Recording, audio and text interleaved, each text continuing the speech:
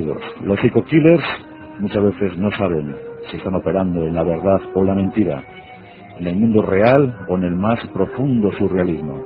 Los psico-killers son extraños, los psico-killers son complejos, son ejemplares humanos dignos de estudio, desde luego, ya lo creo. El cerebro de estos elementos es casi una autopista pero con muchas vertientes, con muchos cruces, con muchos desvíos. Es una pieza casi única. Y hablando de psico-killers, recuerdo perfectamente el caso de Theodore Robert Bundy. El caso Bundy, al que yo denominé hace tiempo el caso del depredador, el depredador de Seattle, porque actuaba como un depredador. Y es que debéis saber que los psico-killers tienen muchos métodos de actuación. Cada uno desarrolla el suyo, otros copian, simplemente mimetizan la actuación de un psico-killer anterior. Pero Bundy se escapó a todos los cánones. Operó a mediados de los 70 y su historia hizo cubrir muchas portadas. Muchos periódicos se interesaron en él, en su historia, porque era un chico tan perfecto, era tan guapo, era ideal, pero algo se trastocó en su cerebro. Y ese algo vamos a intentar contarlo esa noche. Desde mi despacho, mientras fumo un excelente cigarrillo de Virginia, recuerdo el caso de Bundy.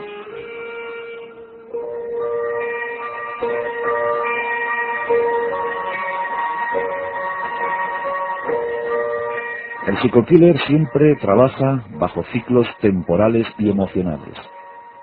Es decir, cuando termina una acción, todo vuelve a empezar. Todo vuelve a su sitio. Primero se desmoronan sus conceptos sociales, morales, estéticos, religiosos. Eso es lo que le proporciona el visto bueno, el protocolo, el pasaporte para matar. Después de que se desmoronen esos conceptos, el psico-killer piensa, ¿y por qué no? ¿Y por qué no he de matar? La verdad y la mentira, el bien y el mal, se desdibujan en su mente. Y comienza la actuación, comienza la gran liturgia, comienza a buscar su presa. En el caso de Bundy, fue muy empleado el método del venteo. Sí, el venteo. Algunos depredadores en la naturaleza lo utilizan. Merodean un espacio concreto.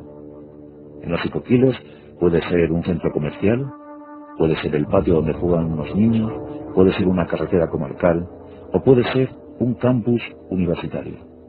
Este fue el ámbito de actuación para Bundy, Theodore Robert Bundy. El campus universitario de Seattle. Por allí merodeaba como un lobo, por allí buscaba sus piezas, las identificaba, las seleccionaba escrupulosamente, y una vez detectadas, seguía, investigaba en sus vidas, procuraba acercarse a ellas. Se ganaba su confianza. Una vez ganada esta confianza, caía de una forma total y brutal sobre ellas. Y ahora contaremos en base a qué seleccionaba a las pobres víctimas. Cuando le detuvieron por última vez, porque fueron 3 las veces que fue detenido, cuando le detuvieron por última vez, después de rigurosísimos interrogatorios, declaró, confesó, haber acabado con la vida de 23 jóvenes. La más adolescente, Kimberly, tan solo 12 años. Por cierto, su última víctima.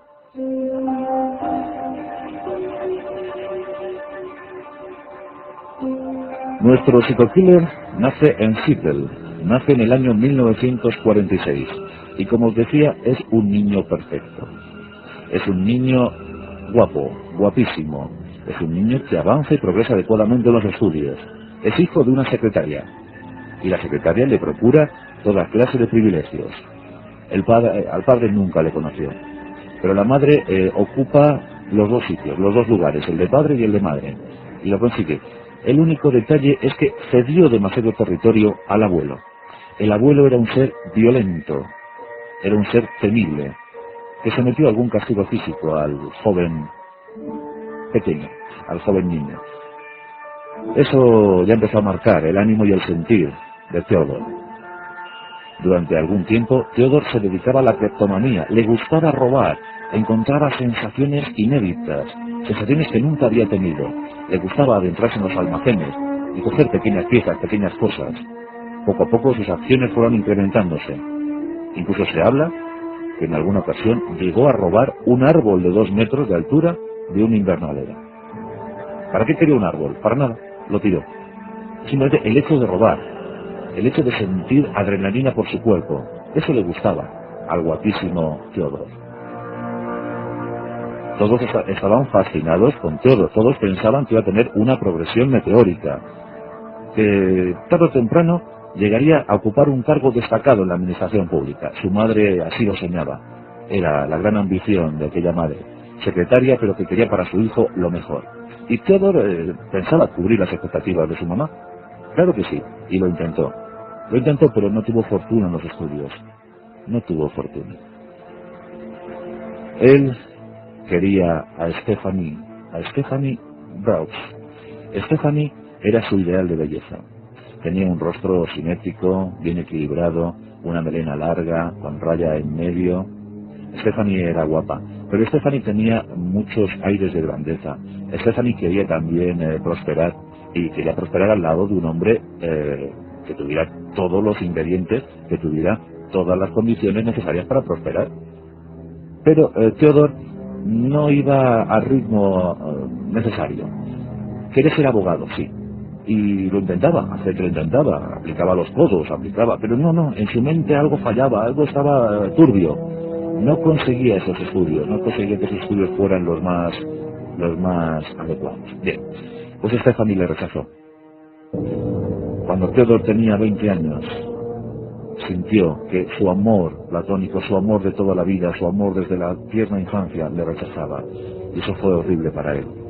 La carrera no salía adelante, no conseguía la licenciatura de Derecho, y tuvo que trabajar incluso en unos grandes almacenes. Era la vergüenza de la familia. Stephanie no quería saber nada de él.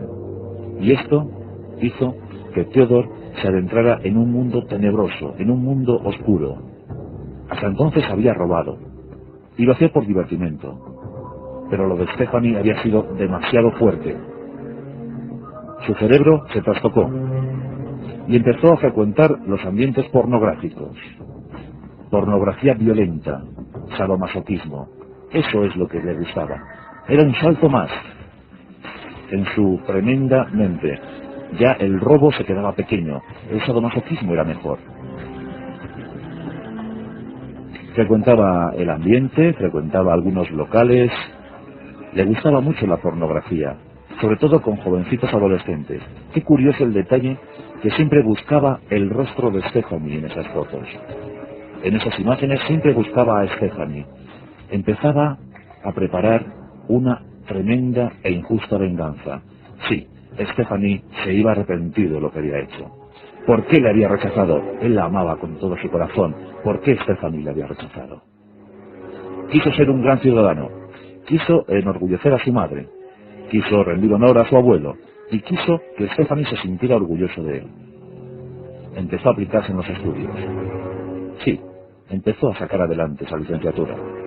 Y además, pues introdujo en los mejores ambientes de la sociedad de Seattle. Incluso llegó a participar como asesor en un comité ciudadano contra el delito, para la prevención del delito. Bueno, Theodor estaba de moda. Todos querían a Theodor, todos querían estar con él. Él simplemente sonreía. Ya os digo que de estupenda posición, cada vez mejor, guapo entre los guapos, no se hablaba de otra cosa en Seattle. Era el gran soltero, el soltero de oro. Stephanie, pobrecita, se volvió a fijar en él. Sí, ya parecía que Theodor iba a llegar lejos. ¿Por qué no? Sí, al fin y al cabo nos conocemos desde niños. Aquella riña que tuvimos hace un tiempo ya habrá pasado al olvido. Theodor es realmente el hombre que yo necesito. Eso es lo que pensó la pobre Stephanie. Y Theodor, curiosamente, olvidó durante un tiempo el rechazo de Stephanie. Y los dos se hicieron novios, empezaron a salir. La madre estaba espléndida, la madre estaba orgullosa. Por fin, mi hijo con Stephanie van a llegar muy lejos. Mi hijo será gobernador del estado de Washington. Eso es lo que decía la madre, eso es lo que decían las vecinas. Pero Theodor había pensado otra cosa. En diciembre de 1973, Theodor y Stephanie se casan. Y se van rumbo a un estupendo y delicioso viaje de novios. Pero a los pocos días, Stephanie regresa a Seattle horrorizada. Sí, horrorizada. Ha sido completamente rechazada, ultrajada y violentada por Theodore. ¿Qué ha ocurrido? ¿Qué ha pasado? Theodore no quiere saber nada de Stephanie, pero se estaba enamorado, estaba hasta las cachas. Stephanie está confusa, no sabe qué ha ocurrido. Pero sí, sencillamente había pasado una cosa, y es que Theodore se había vengado. Theodore simplemente se vengó, se casó con ella y luego la repudió, la rechazó, la agredió.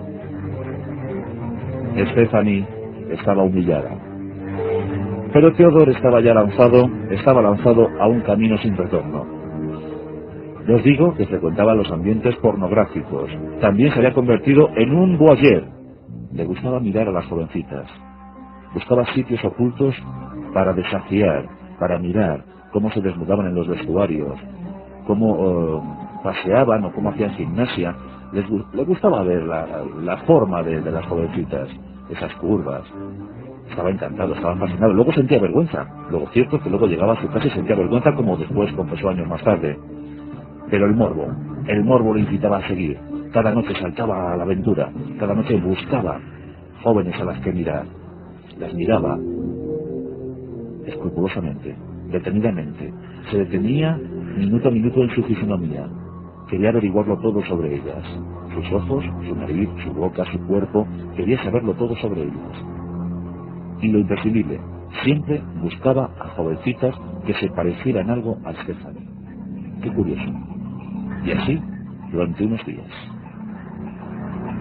Finalmente, el 31 de enero de 1974, cometió su primera acción violenta. En la leyenda se cuenta que primero, tras rechazar a Stephanie, había golpeado con un palo a una joven. Pero el 31 de enero la cosa llegó a extremos muy graves. Se llamaba Sharon. Fue asaltada por Theodore, asaltada, golpeada y finalmente violada con la pata metálica de una cama. Sharon quedó en estado de coma. Nunca se pudo recuperar. Theodore sonreía cínicamente. Aquello le había motivado, le había estimulado sobremanera. Nunca jamás había sentido algo parecido. Más decidido que nunca, inició una vorágine de terror desolador. Desde ese 31 de enero de 1974 hasta el 8 de febrero de 1978, Theodore Robert se iba a convertir en uno de los mayores y sanguinarios psicokillers de la historia norteamericana.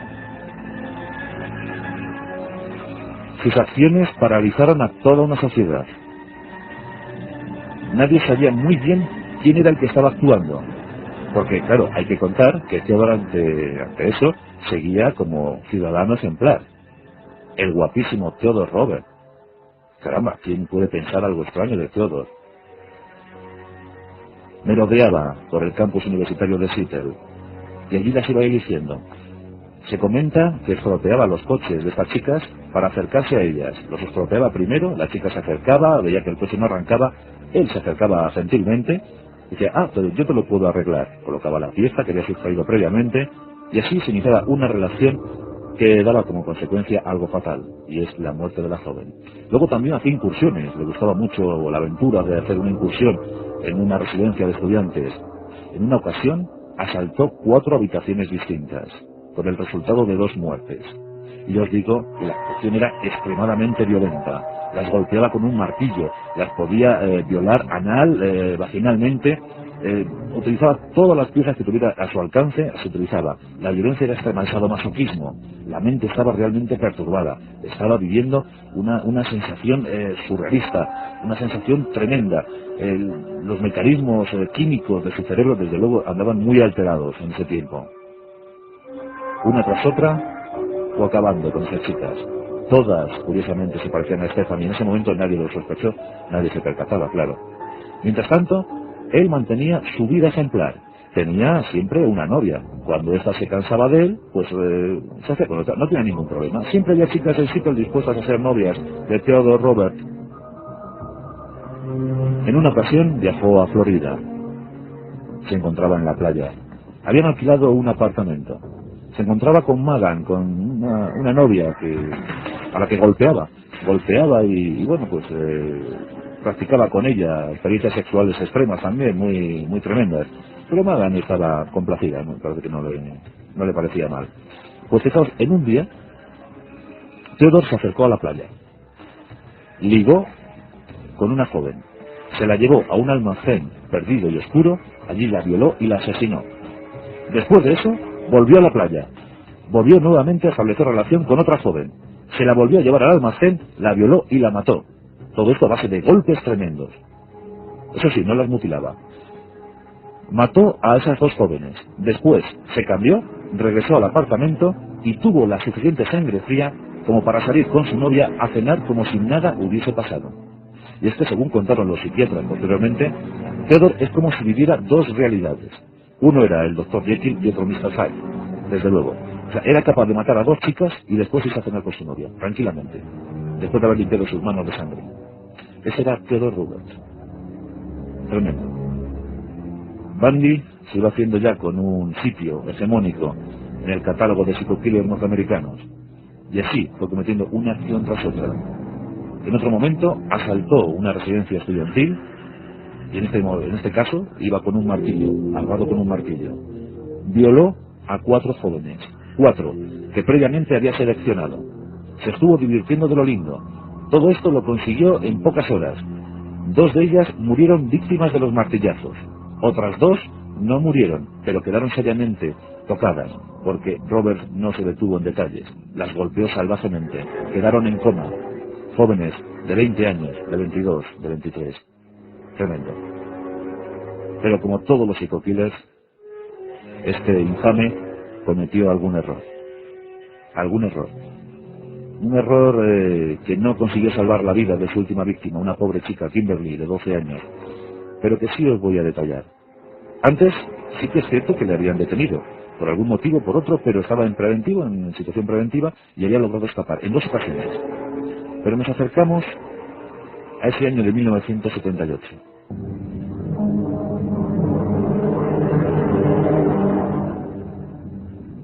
Theodore Robert Bundy, en enero de 1978, intentó secuestrar a una joven, también enormemente parecida a Stephanie. Lo intentó, pero la joven se zafó y además apuntó la matrícula de una furgoneta Dodge que Theodore había robado. Theodore no se percató de este hecho, pero la joven consiguió apuntar la matrícula. Theodore estaba muy frustrado porque no había conseguido su propósito. La joven había escapado, caramba. ¿Le habría reconocido? ¿Habría dado los detalles fisonómicos? ¿Habría dado los detalles morfológicos de él? Esperaba que no, pero por si acaso estaba tan encendido que acometió el salvaje reto de cazar a Kimberly, tan solo 12 años, una joven preciosa, una joven monísima. La captó y la masacró, la violó y la destrozó. Fue tremendo. Pero aquí cometió el error. Olvidó borrar las huellas.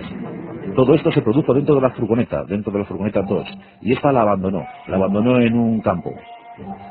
Allí, merodeando, también se encontraba un policía, David Lee. Este avezado oficial de la policía detectó la furgoneta robada y sabía que esa matrícula pertenecía al que había intentado secuestrar a esa joven unas horas antes. Rápidamente dio aviso. Miraron los especialistas dentro de la furgoneta. Había toda clase de huellas digitales, toda clase de pruebas, sangre, había de todo. Todo relacionaba a Theodore Robert Bundy.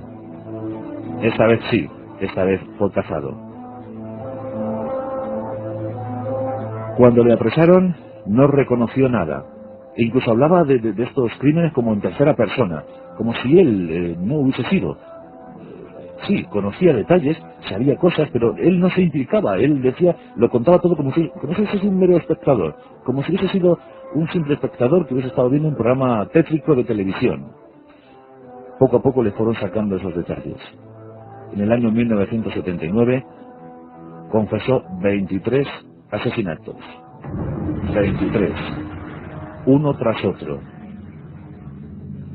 Ofreciendo todos los más puntillosos detalles sobre cómo acabó con ellas. En el fondo siempre estaba matando a Stephanie. Siempre estaba acabando con aquella novia que le negó el amor cuando tenía 20 años.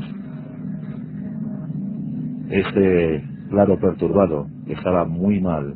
Los psiquiatras estuvieron trabajando arduamente, trabajando de lo lindo. Salieron miles de folios, informes exhaustivos. La sociedad norteamericana estaba horrorizada ante lo que se iba desgranando de aquel juicio. Theodore Robert Bundy fue condenado a muerte. Cuando le llevaron a la cárcel, estaba muy temeroso, porque nada más entrar por los primeros pasillos, los presos, conocedores de la historia, empezaron a increparle, le escupían, le amenazaban, le llamaban asesino de niños. Los presos querían cobrarse venganza, no querían a uno así entre ellos. Era demasiado vil tener a alguien así, a un asesino de esa calaña. Encima él intentaba mantener su porte de niño bien. Seguía siendo guapo, seguía siendo agraciado, pero claro, la cárcel le derrumbó. Estaba realmente mal, escondido en lo más profundo de su celda, esperando la sentencia fatal y mortal. Una sentencia que tardó en llegar, porque hasta el año 1989 no se consumó la pena.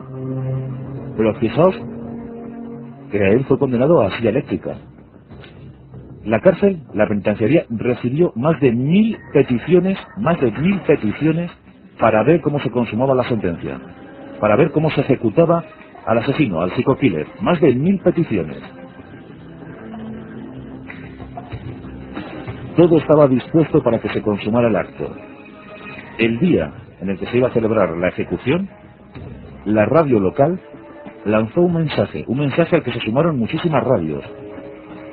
Hicieron esta propuesta a la ciudadanía: por favor, apaguen sus electrodomésticos para que en la cárcel tengan la suficiente potencia, la suficiente energía, el suficiente combustible, y que esa silla eléctrica funcione como nunca lo hizo. Ese es el mensaje que lanzaron las emisoras ese día. Y por lo que se sabe, la ciudadanía respondió, apagaron los televisores, apagaron las neveras, apagaron todo, para que no faltara fluido eléctrico en esa cárcel. Todos querían acabar con este bill. Es tremendo. La radio dando ese mensaje, recibiendo la caja de más de 1000 peticiones para asistir a la ejecución. Esto en el año 1989. Theodore Robert Bundy, 23 chicas asesinadas. Espero que Dios le haya perdonado, porque desde luego aquí en la tierra va a ser muy difícil que se olvide lo que hizo. Aquel chico tan guapo, aquel chico tan prestante, aquel chico que prometía tanto. Las vecinas dijeron, pensábamos que iba a llegar a ser gobernador del estado de Washington. Supongo que le habrán dado algún territorio que gobernar en el infierno.